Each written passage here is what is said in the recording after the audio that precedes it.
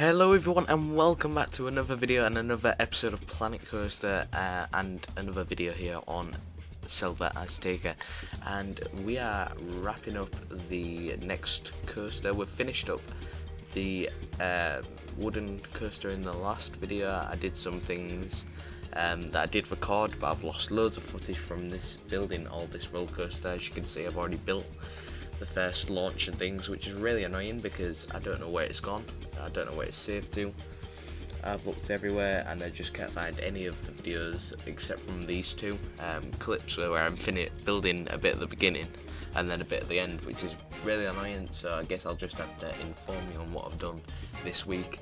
But yeah, as you can see, obviously if you saw DJBKoasteRs video on Selva from last week, you'll know that we're building a Mack coaster for the final area of I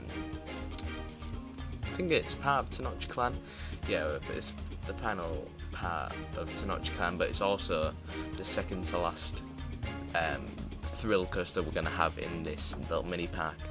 So we're getting towards the end. Well, we're not near the end, but we're like over at least halfway, because we've filled up the majority of the park. There's only this area to do, and then there's the final area, which is going to be a little bit more like an old, more tacky area. It's going to be, imagine that the park was, built what, 20, 30, 40 years ago, and so basically that area of the park was when it opened. So the theming's tacky, it's outdated, and we're going to have an old rusty, maybe like B&M sit down old arrow looper, something along them lines that's old, that can be rough, something a bit not like the best ride ever, but it's going to be just something to bring the realism of this park up. And we can also not put that much effort into the theming because it's meant to be tacky. So that's what we're going to do after this coaster, and then we're pretty much done with the park. I've also, just to let you know, I've been filming some cinematics for Eruption, which is pretty exciting because a lot of people have been asking for the cinematics of the coasters as they come out. And yes, I have started filming the cinematics and the POV for Eruption, so that'll come out within the next couple of weeks. You'll see that, and then probably do the same for Vulcan, the full experience. And yeah, that's all we've got so far for the thrill coasters, so I'll only be able to do them two because them two areas are fully completed.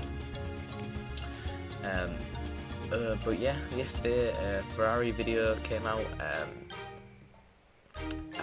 I've got this coming out. I won't have another video out until probably next weekend. I don't know if I'll get one out then, but I'll try and get a Ferrari Land out next week because I've got a lot done and I'm motivated to do it for some odd reason now. But yeah, there's not much to talk about because I do hardly anything in this video. From what you can see, it's literally just this. This was the first section. I was just trying to get this right by smoothing it over, doing the shaping.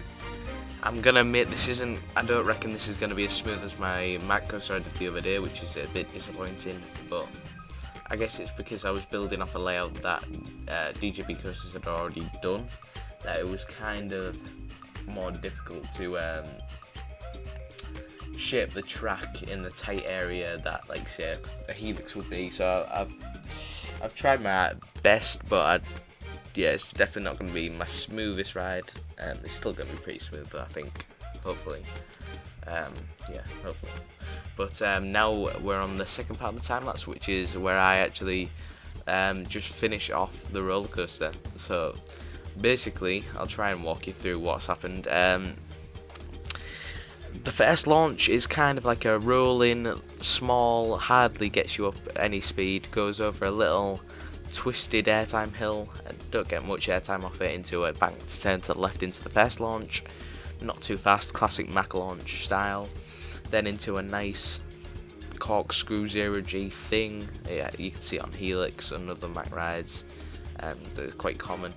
And then it goes through a big overbank into a corkscrew, like Copperhead Strike, airtime hill, a couple of rapid twisty turns into a Stingle dive, which takes you into the dive loop, which goes into the second launch, and then we go through this big top hat thing, which is only 35 meters high, but it still looks quite tall actually, and it adds to the skyline.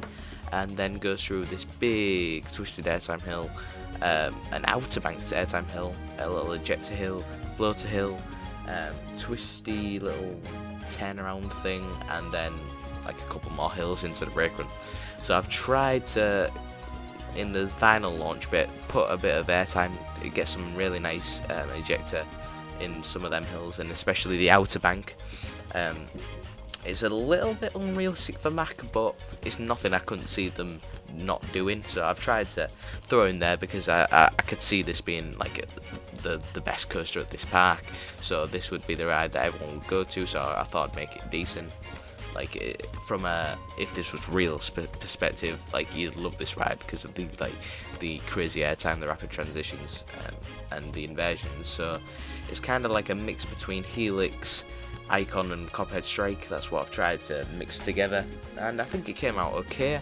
I haven't fully finished smoothing yet. I've still got the rest of the layout to smooth, so I'll see how it comes out. But overall, I think it'll be decently smooth.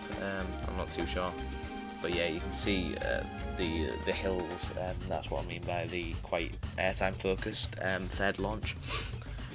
And yes, it's shorter than I would have imagined, but to keep realistic forces and things, I've had to, shorten the layout to what Dan originally placed down, which is a shame, but I think it pays up for in the elements wise. But yeah, there's not much else happening, and it's been quite a short one and a bit of a boring one because there's been literally nothing. But I'm sure that Dan will get a lot done in the next episode because he's gonna probably start the scenery around here, and I can imagine it looking great. I'm not sure what else to say because there's nothing really interesting happening on. This is just a little bit, you don't get much airtime off this. This is kind of just like a little hill to get you on the path to the brake run. Just a little pop of floater, not too much. Into a little, is it what? You'll see what I mean, but it's like an outer bank wave turn, that's it. It goes into a Diddy wave turn with some decent airtime, and then it does a rapid transition into the brake run. But yeah, I kind of like how it's a bit of a mesh of track, so it does interweave quite a bit. So that's decent enough, and then yeah, it doesn't look like I've done anything, but yeah, this coaster took ages because now this park's getting very crowded, and so placing track takes about 5 years for each track piece to place, so it took me ages to make this layout. And yeah, we're coming to the end of the video now for some odd reason, because I didn't get anything done. I lost all the footage, sorry. I did get things done. But yeah, that's the end of the video now. I want to thank you all for watching this video. Subscribe if you are new, like the video if you liked it, and I will see you all in the next episode.